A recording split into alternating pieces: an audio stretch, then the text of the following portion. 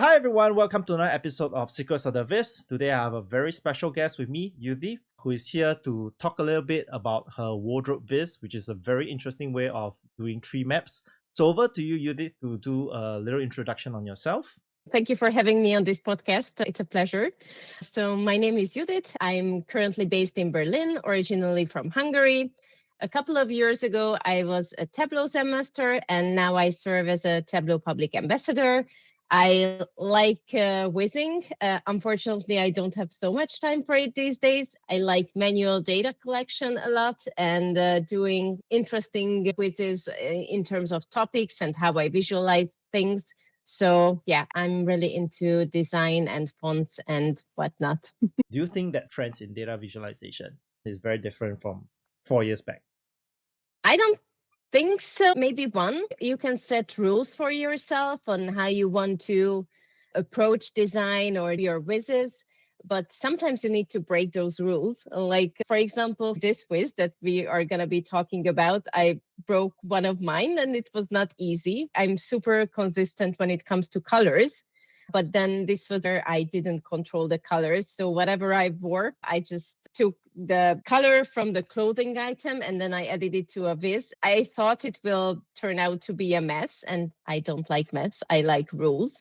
So yeah, sometimes you just need to break your own rules as well to create something new. That's interesting.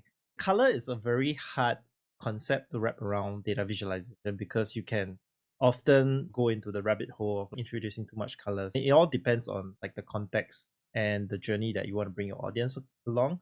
I also noticed that you have a lot of movie slash TV vizzes.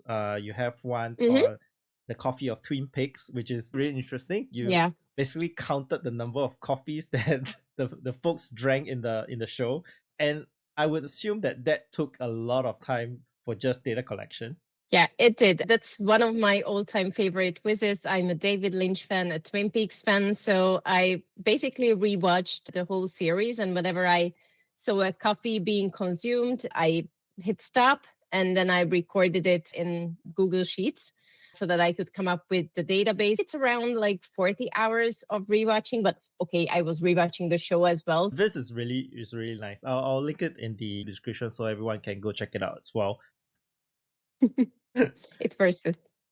Cool.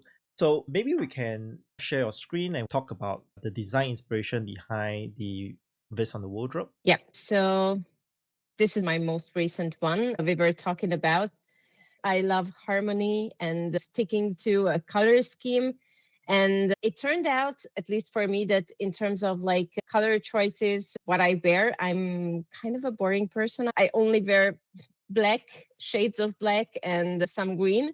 What really pissed me off is the socks, because I have a really strong sock game. For example, here I wore purple socks and it just spoiled my entire palette for this visualization. But I was like, whatever, this was the goal of it. So I don't mind.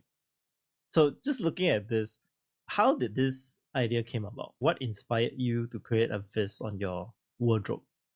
I will be hating myself for admitting this, but I just had this urge that I want to create something, and I consulted ChatGPT to give me some ideas based on the things that I'm currently interested in the style of Dear Data project. So there was something about tracking outfits, and I was like, okay, that sounds interesting. Maybe I can work with it. And then I was like, okay, I have a Pinterest board for my clothes because I just want to know what I own so that I can use them and not just forget them at the back of the closet and just buy new clothes all the time.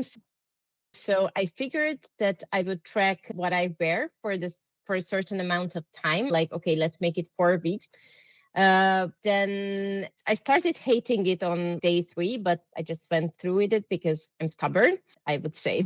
This is really fun. This also proves that you can find data everyday life. Data is just everywhere. It's just how do you gather all this data to create a story. And I think this story about you being a boring person is not that strong, because if you think about it, the days that you spend at home, you actually wore more colors, like less black. Yeah. Yeah. I love how you laid out the colors in the different boxes. Why did you Mhm. decided to go with a tree map with this? Were there other chart choices that you were thinking about that you scraped?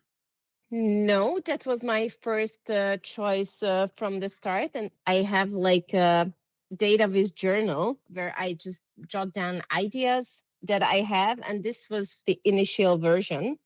This chart type was my first and last choice, I would say, because I wanted to track multiple dimensions. So it looks like a tree map, but actually it's called the Mako chart.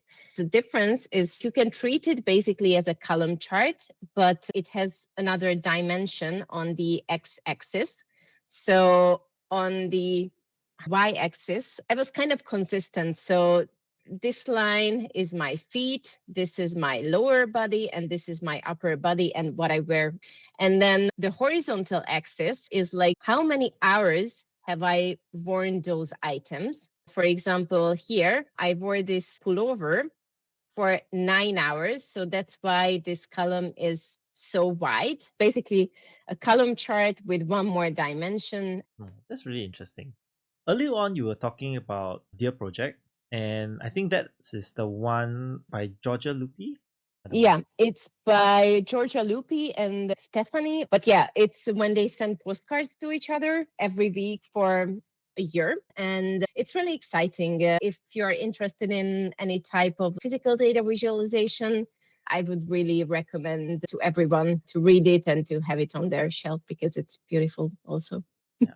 The reason why I brought it up was back when I was taking my master's, this project was one of the kind of assignments that we were tasked to do. I did something on like a week of my time spent at home because it was during COVID and I was having a young kid in the house. So when I was collecting data, I knew how much time I spent taking care of the baby, spending time with my wife, work Yeah. and study. So it was a really eye-opening, I would say, just taking a back seat and looking at my life through the lens of data visualization, which kind of brings a more personal touch. I am someone who loves personal stories in data visualization because I think they bring another spectrum of emotional depth to the visualization itself and brings it alive more. Yeah, and I also think that it's great for memory keeping as well for yourself. Like I still have my high school journals from when I was a kid. It's stupid stuff, but when you just read through it, it's just like so cute. You don't even remember those days, but it's just brings back great memories. So I love this aspect of this as well. It does. Cool. So I think we have everything we need from your Viz today. And thank you so much, Judy, for sharing on your processes, your experiences, and your data. I think that is a very interesting project that everyone should at least take a look. You might find something that people have created that inspires you to create something of your own as well. The best stories sometimes come from your very own stories. Yeah, thank you very much again for having me here. This was a pleasure and it was a really interesting conversation. Thank you, Judy, for your time, and we'll see everyone at the next episode. Bye. When I first started Tableau, you were one of the first few that I followed. Aw. I learned so much. You had this guest blog with the Falash twins on design tips. That one to date is still one of my favorite articles because it is Aw. such a concisive piece, kind of like a checklist almost whenever I'm doing data visualization. So thank you for contributing that to the community. Aw. Thank you. That was ages ago. I was super active in the Tableau community and then life happened and then I just don't have the time anymore. You are really active in the Tableau community I try to. recently. I try to. I love your Sims inspired visualization. I'm a big Sims fan. Oh, okay. My wife is as well. I don't play that many Sims, but I always watch her play. So it's really funny because you see those little creep people just walking around the streets and you can just drag them across different rooms. And I always thought that was really interesting. Yeah, I played it when I was like basically a kid. And then during the Corona time, I tried to play it again, but for me, it wasn't the same. But I think I still remember the most important cheat codes for That's Sims 1 and 2. I don't know if anyone ever played Sims the right way. I think the first two things people would do is to just get a shitload of money so you don't have to work and then you can torture your Sims any way you want. I think that's very universal because my wife does that as well. And whenever she's typing the cheat code, she does it very subtly, but Yeah. it happens. I think it's the natural way of playing The Sims.